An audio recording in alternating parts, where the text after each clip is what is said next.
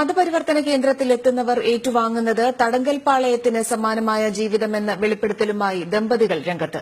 കോഴിക്കോട് തർബിയത്തുൽ ഇസ്ലാം സഭയിൽ പുറംലോകം കാണാതെ ജീവിക്കുന്നത് 160ഓളം പേർ. മതപ്രബോധനം എന്ന പേരിൽ ഇവരെ കേൾപ്പിക്കുന്നതാവട്ടെ സക്കീർ നായിക്കിന്റെ പ്രസംഗങ്ങളും. തർബിയത്തുൽ ഇസ്ലാം സഭയിലെ 3 മാസത്തെ ജീവിതത്തിന് ശേഷം രക്ഷപ്പെട്ട എറണാകുളം സ്വദേശികളായ ദമ്പതികൾ വെളിപ്പെടുത്തുന്നത് മതംമാറ്റ കേന്ദ്രത്തിലെ പുറംലോകമറിയാത്ത നിഗൂഢതകൾ. ജനം എക്സ്ക്ലൂസീവ്. പൊന്നാനിക്ക് പുറമെ മതപരിവർത്തനത്തിന് കൊണ്ടുവരുന്ന സംസ്ഥാനത്തെ 2 കേന്ദ്രങ്ങളിലൊന്നാണ് കോഴിക്കോട് മുഖത്താറിലെ തർബിയത്തുൽ ഇസ്ലാം സഭ. ജമാഅത്തെ ഇസ്ലാമി പ്രവർത്തകരുടെ പ്രലോഭനത്തിലാണ് എറണാകുളം സ്വദേശികളായ ദമ്പതികൾ തർബിയത്തിൽ എത്തിയത്.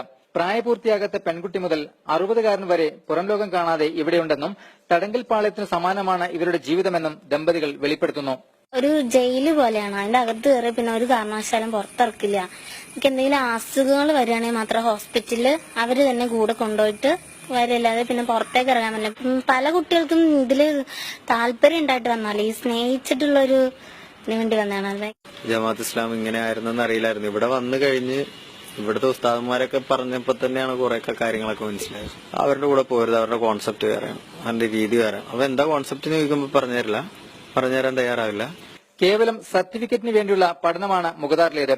ആളുകളെ എത്തിക്കുന്ന സംഘടനകൾ കോഴിക്കോട്ടെയും മലപ്പുറത്തെയും രഹസ്യ കേന്ദ്രങ്ങളിലേക്ക് പിന്നീട് ഇവരെ മാറ്റുന്നു.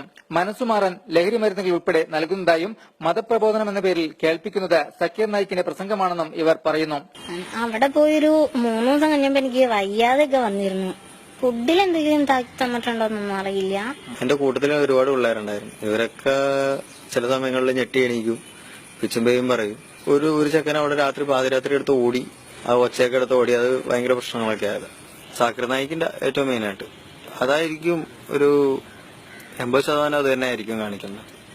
പിന്നെ അത് കഴിഞ്ഞ് സാക്കിർ നായിക്ക് ഓരോ തർക്കങ്ങളും കാര്യങ്ങളും, നമ്മുടെ ശ്രീ രവിശങ്കർ അങ്ങനത്തെ വ്യക്തികളായിട്ടുള്ള തർക്കങ്ങളും കാര്യങ്ങളും, പിന്നെ പുള്ളിയുടെ മതപരമായിട്ടുള്ള അഭിപ്രായങ്ങൾ, പിന്നെ പുള്ളിയുടെ ആയിട്ടുള്ള കുറെ കോൺസെപ്റ്റുകളും കാര്യങ്ങളും ഇതൊക്കെ പറഞ്ഞു തരും.